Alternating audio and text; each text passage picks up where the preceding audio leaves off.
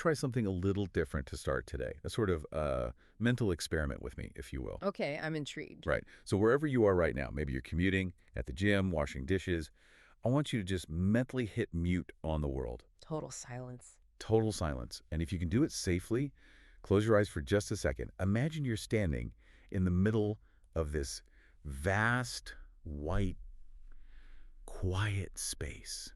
The kind of quiet where you can hear the blood in your ears. It's a powerful image. You are standing on the Greenland ice sheet. It covers 80% of the territory. And the ice under your feet is thousands of years old. It feels like the most remote place on Earth. Yeah. Completely removed from, the noise of your life. It does. It feels timeless. But here's the irony that just kept jumping out at me from our research stack.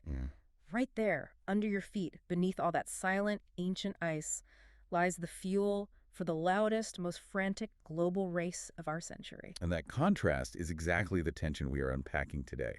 Welcome back to the Deep Dive. We have a fascinating stack of research, op-eds from Greenlandic ministers, strategic reports from European think tanks. And some really detailed market analyses on the whole rare earth sector. And the central character in all of them is Greenland. You look at a map, you see this big white shape and think ice, maybe polar bears. Oh, right. But these sources argue something totally different. They argue Greenland is fast becoming the cornerstone of the global economy's future. Because, and this is a simple version, we need stuff.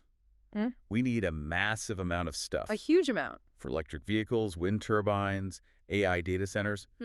All of it needs critical minerals. Right. But the problem isn't just that we need them. It's that we need them yesterday. And our supply chain is, well, to put it mildly, it's a mess. It's a mess dominated by one specific player. Kinda, exactly. So the mission for this deep dive is to explain really clearly, spiega bene, how this remote island has landed in a geopolitical tug-of-war. A tug-of-war between the U.S., China, and the EU.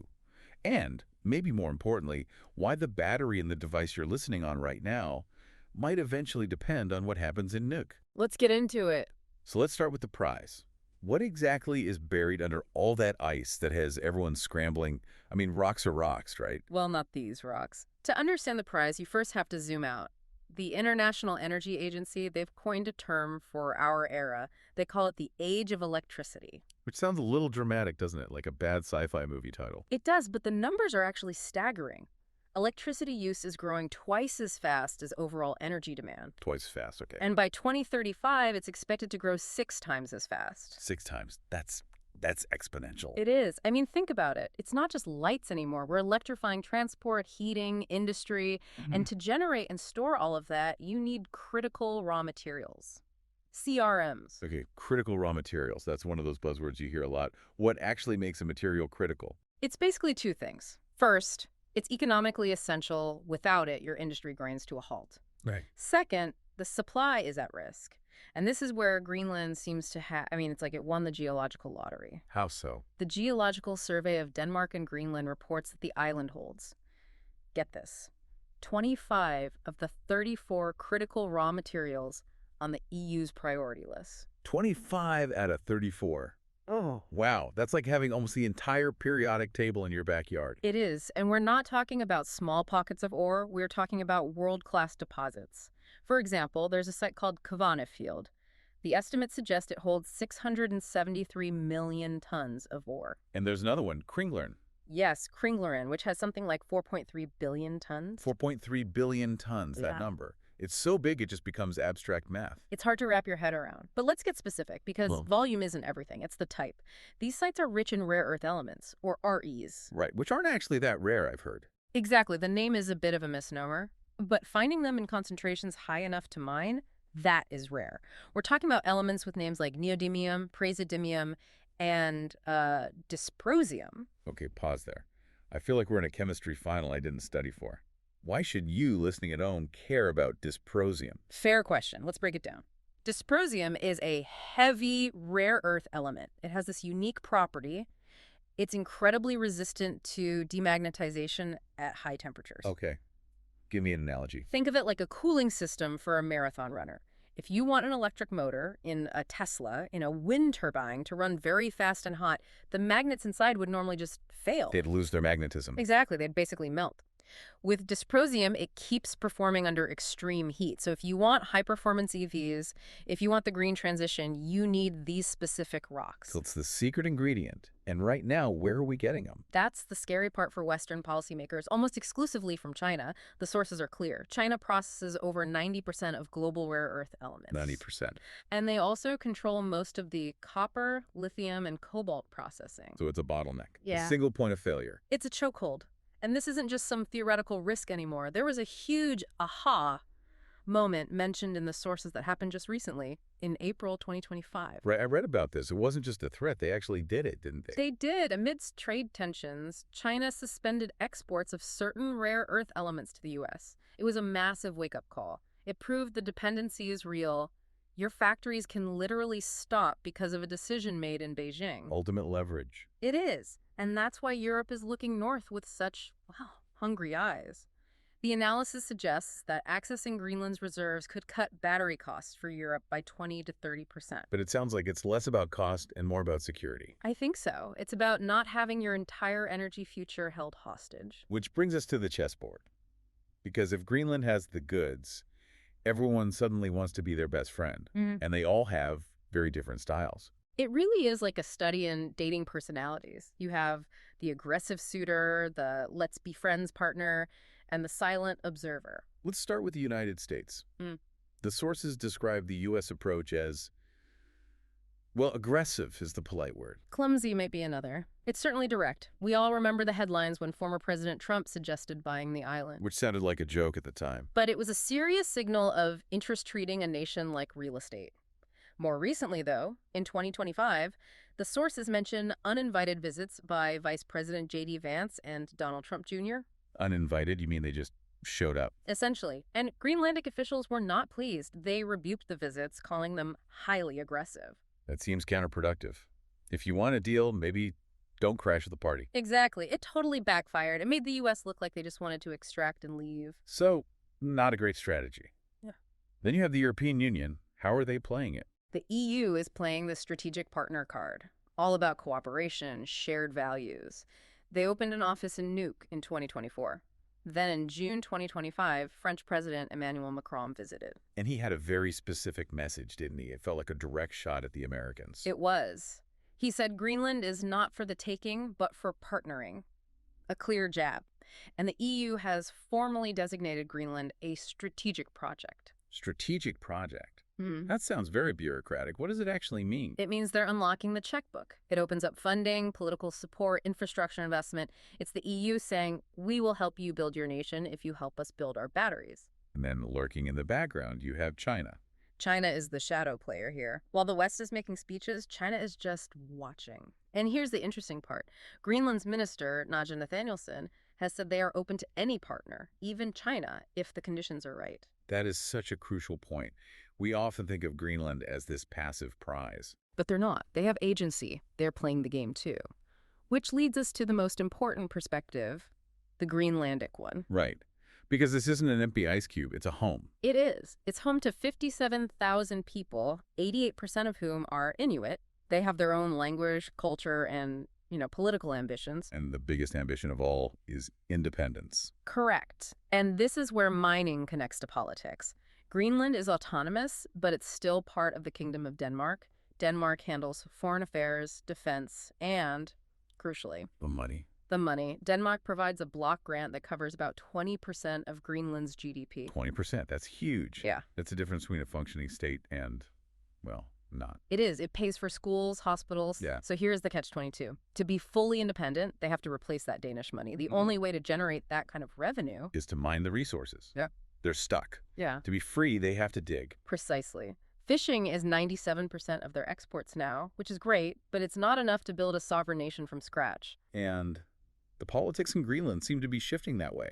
There was an election in March 2025. What happened? A new prime minister took office, Jens Frederik Nielsen. He's from the Democrats' party, and the reports describe him as explicitly pro-business. He sees resources as the path to financial autonomy. So, full steam ahead. Drills in the ground tomorrow. Well, not exactly, and this is where it gets nuanced. I was reading an op-ed by Minister Nathanielsen, and she was very firm. It's not mining at any cost. What's the hesitation? If they need the money, why not just open the doors? because of who they are. She emphasized that as an indigenous people, the Inuit have a deep connection to the land. They are not going to turn their home into a toxic wasteland to make Brussels or Washington happy. Which, interestingly, brings the EU back into the picture as a good fit. Right. This is why the EU is such a natural partner. Europe has some of the strictest environmental benchmarks in the world. Greenland wants responsible mining, and Europe is the partner most likely to agree to those expensive standards. Okay, so let me get this straight. We have the minerals, we have a willing government in Greenland that needs the money, and we have a desperate customer in Europe. On paper, this deal should be done. It should be. So why isn't it happening faster? Because the Arctic is unforgiving, and the first obstacle is just physics. The infrastructure nightmare. Nightmare sounds about right. I mean, imagine trying to build an industrial complex on the moon. It's close to that. There are virtually no roads between communities in Greenland. No roads at all. No roads. You get around by helicopter, boat, or dog sled. Dog sled. You can't exactly strap a ton of rare earth ore to a husky. No, you can't. And then there's the sea. These deposits are in fjords that are frozen for much of the year. To get the minerals out, you need heavy icebreakers. And who has the icebreakers? Russia has a massive fleet. China's building them fast. But neither Greenland nor Denmark owns the kind of heavy icebreakers needed for this. The US and Canada are lagging too. So you can mine it, but you can't ship it. Big problem. And I assume building all this isn't cheap. Astronomically expensive. Which leads to the second obstacle, the financial gap. Mining is incredibly high risk. It takes years and billions of dollars before you see a single dollar of profit. And investors are getting nervous. They are. Minister Nathanielson made a really sharp point in her op-ed. She said, basically, we have all these political promises, these memorandums of understanding, but they aren't turning into actual projects. She wants action, not photo ops. Exactly. She wants de-risking. She's telling the EU, look, we're too small to co-fund this. If you want these minerals for your green transition, you need to help pay for the early stage risk. The free market won't solve it on its own. Not when it's this risky. And speaking of risk, there is a huge legal battle happening right now that could scare off every investor on the planet. The lawsuit. This is the messy part. In 2021, Greenland banned uranium mining. Which sounds reasonable, environmentally. It does, but it had a massive side effect. Remember that Kavana Field project, the one with all the rare earth? The 673 million tons, yeah. Well, the rare earths there are mixed with uranium. You can't get one without the other. So the uranium ban effectively killed the whole project. And the company that owned the rights? I'm guessing they weren't happy? Not at all. Energy Transition Minerals, an Australian company, is suing the Greenlandic and Danish governments for $11.5 billion. Wait, billion? With a B? $11.5 billion. That's more than Greenland's entire GDP. Considerably more. If they lose, it could bankrupt the nation. But even if they win, the damage might already be done. How so? Because investors are watching. The question is, can a small nation change its environmental laws if it hurts a foreign investor? If I pour $1 billion into a mine and the government changes the rules on me, do I lose everything? It's a chilling effect. It makes Greenland look like a really risky bet. Exactly. They're walking this tightrope between needing investment and protecting their environment. It sounds like they're stuck. But it's not all doom and gloom, right? There was one glimmer of hope in the sources. A success story. Yes, finally. The deal between Greenland Resources and Outokumpu. Outokumpu is a European steel giant, right? Correct. And Greenland Resources is a Canadian company. They signed a 10-year deal for molybdenum. Molybdenum. Okay, adding another one to the vocabulary list. What's it for? It's used for making high-strength steel. But what matters here isn't the mineral, it's the deal itself. It connects a mine in Greenland directly to European industry. It creates that value chain everyone keeps talking about. So it's proof of concept. It can be done. Exactly. It shows you can navigate the ice, the politics, the financing. Minister Nathanielson called it a strategic signal. It tells the market, look, we can do this. So let's try to pull all these threads together. We've covered a lot of ground. We have this massive treasure chest of minerals that are absolutely necessary for the green transition. But that treasure chest is locked behind ice, a lack of roads, and incredibly complex politics involving the world's superpowers. And for you, listening to this, I want you to think about that battery in your pocket again. Or think about the electric car you might buy in a few years. The cost of that car and the reliability of that battery might very well depend on whether Europe and Greenland can figure this out. Can they build a mine without destroying the Arctic? It's a fascinating dilemma. As the ice melts, Greenland has this choice to make: remain dependent on Danish grants or mine the land to buy their freedom. Which leaves us with that final provocative question. If they choose mining to become independent, does the green transition inevitably mean industrializing the world's last great wilderness? Is that the price we have to pay? That is something to think about. We want to thank you for joining us on this exploration. We know your time is valuable, and we really appreciate you spending it here trying to understand the world a little better with us. Yes, thank you. It's a complex topic, but a really important one. We'll catch you on the next deep dive.